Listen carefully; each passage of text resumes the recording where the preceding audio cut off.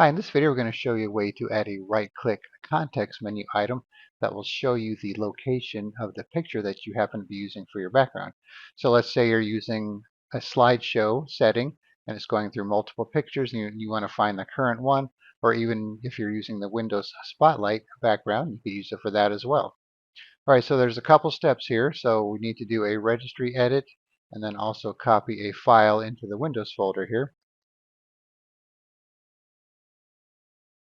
All right, so what we're going to do first is copy this Find Desktop Background file into the Windows directory. So here's what it does right here, if you're interested in seeing. All right, so we just need to copy or move it to the Windows folder. So I'll just copy it there. You'll need admin access to do so.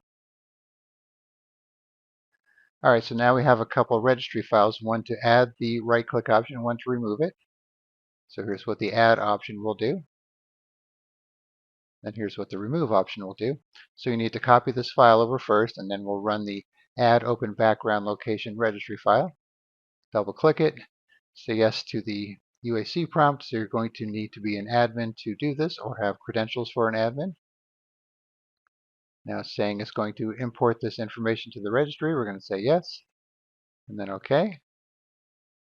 All right, so now when we right click, go to show more options, or we could just hold down Shift, open desktop background file location.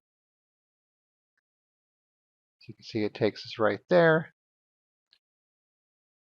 All right, so now that the picture's changed, let's try it again. And you can see it took us to that one. All right, so now let's go in and change this to the Windows Spotlight. And if you had a single picture, obviously it would work just fine for that too.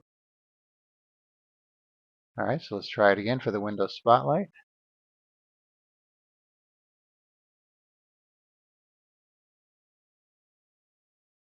And there's our picture. So it's a nice feature to have if you're always changing your desktop backgrounds, or let's say you have a wallpaper setup and you have no idea where the file is because you want to maybe use it for something else. This is an easy way to find it. And then if you change your mind, just do the same thing with the remove open background location registry file.